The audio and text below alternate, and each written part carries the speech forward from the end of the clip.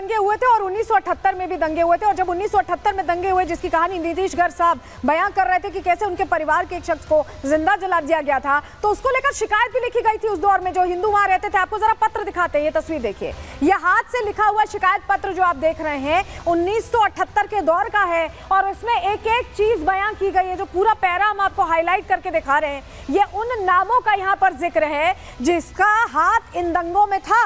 क्या लिखा था इस शिकायत पत्र में, अब ये भी आपको बताने जा रहे हैं, क्योंकि इसमें बहुत सारी ऐसी चीजें लिखी थी जो बता रही थी कि किस तरह से उस दौर में दिक्कत पेश आई थी और कैसे हिंदुओं को मजबूर किया गया था, उन्हें जला दिया गया था। संभल में 1978 दंगे का शिकायत पत्र, जिसकी तस्वीर हमने आपको दिखाई, वो दंगे की एक एक बात यहाँ बयां करता है। शिकायत पत्र में लिखा है कि भीड़ नारा लगाते हुए आई और दुकानों में आगजनी और तोड़फोड़ कर दी गई, तबाही मचा दी गई। दंगाइयों ने कई दुकानों में लूटपाट भी की और शिकायत पत्र में 2700 नगद लूटने का जिक्र है। उस दौर में 2700 नगद भी बहुत हुआ करते थे 1978 में। और इसके अलावा 23,500 रुपए की खाद लूटने का भी जिक्र है। सोचिए 2700, 23,500, किस तरह का नुकसान उस दौर में पहुंचाया गया होगा जहां एक एक रुपए की कीमत इतनी होती थी। शिकायत पत्र में दंगाइयों का नाम लिखा है, जो पत्र भी हमने आपको दिखाया, और नाम सुनिएगा, आपको समझ में आएगा। इरफान, जुबैर, अच्छा आरती, सरदार गौस, बाबू पल्लेदार, लल्ला, रिफागुल, नवाब गौस, कासिम आरती, डॉक्टर अकील, अख्तर, जमील, ये तमाम नाम आप समझ जाएंगे विशेष वर्ग से आते हैं। और इनके समेत कुल 12 आरोपियों के नाम उस पत्र में लिखे थे, जिसकी तस्वीर हम आपको दिखा रहे थे। पीड़ित ने लिखा था कि इन्हें पहचान सकता हूं, लेकिन उस दौर में किसी ने कार्रवाई नहीं की, किसी ने कोई एक्शन नहीं लिया। और यहाँ तक कि हालात बदतर होते गए, संभल छोड़ते गए हिंदू।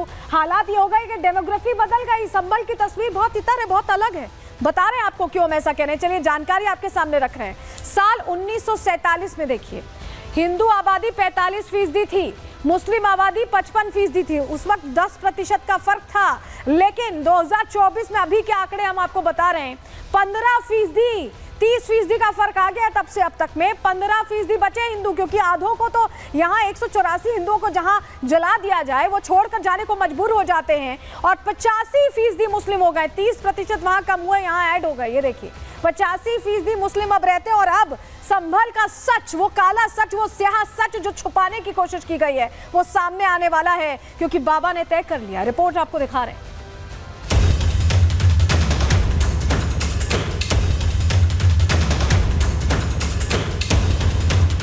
संभल पर दंगों के दाग हैं, अत्याचार का चौंकाने वाला रिकॉर्ड है, पीड़ित हिंदुओं का दर्द है, मां बहनों के आंसू हैं और इंतजार है कि इंसाफ कब मिलेगा। संभल में धार्मिक कट्टरता नासूर बनती जा रही है, जिसकी सर्जरी जरूरी है। ऐसे में सूबे के मुखिया योगी आदित्यनाथ ने कह दिया है कि सर्जरी होगी और हमें तैयार रहना होगा। जख्म का उपचार होना बहुत आवश्यक है। सर्जरी एक बार होगी और उस सर्जरी के लिए हमें तैयार रहना होगा।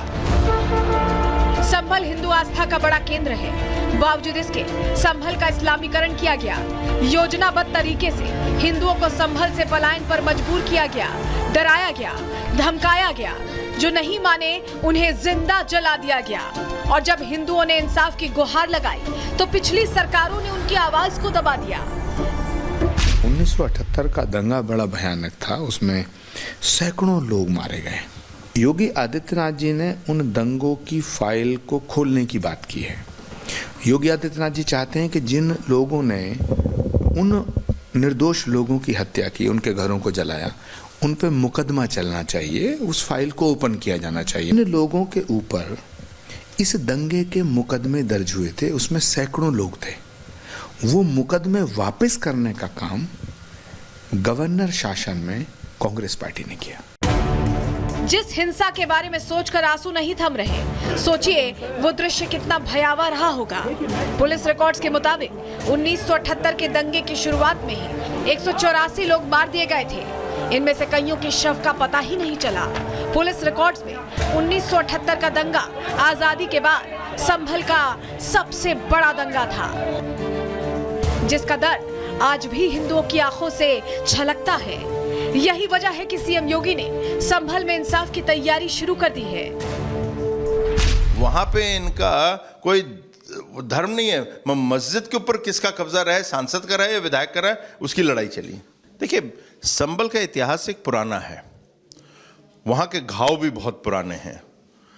वहाँ पे मतलब एक सोची समझी रणनीति के तहत एक सांप्रदायिकता के कांड होते थे। वहाँ पर हिंदुओं को मारा जाता था। जब वो मरे थे उसके बाद जो घाव थे उसको भरने कोई नहीं गया।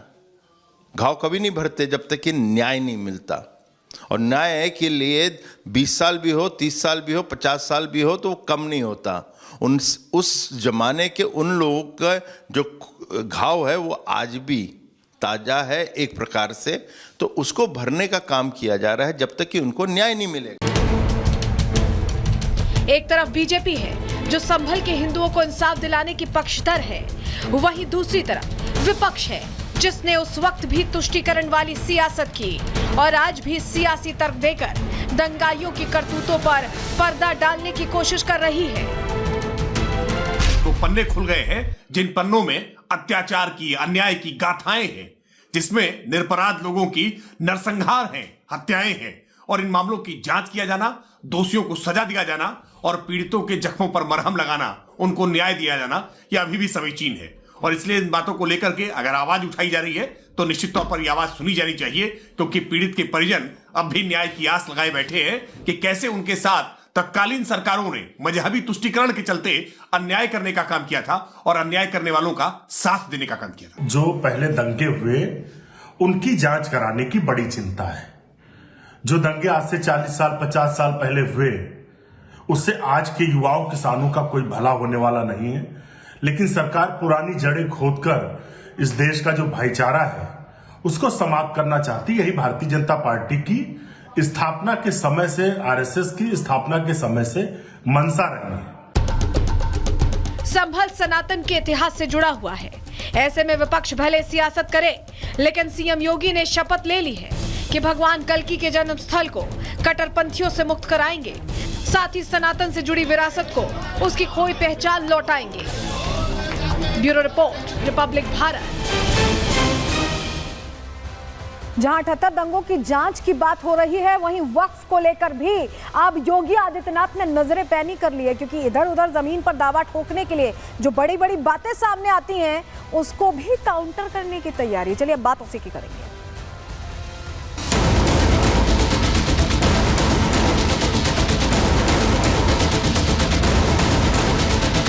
वक्फ बोर्ड है या कोई माफियाओं का बोर्ड है? मालूम ही नहीं है कि वक्फ बोर्ड है क्या। कोई मुख्यमंत्री इस तरीके के बयान देता है, वो दुर्भाग्यपूर्ण। मेला लग रहा है ये वक्फ की जमीन है। जब इनका बीज नहीं फूटा था हमारी कुंभ की परंपरा उससे पहले से।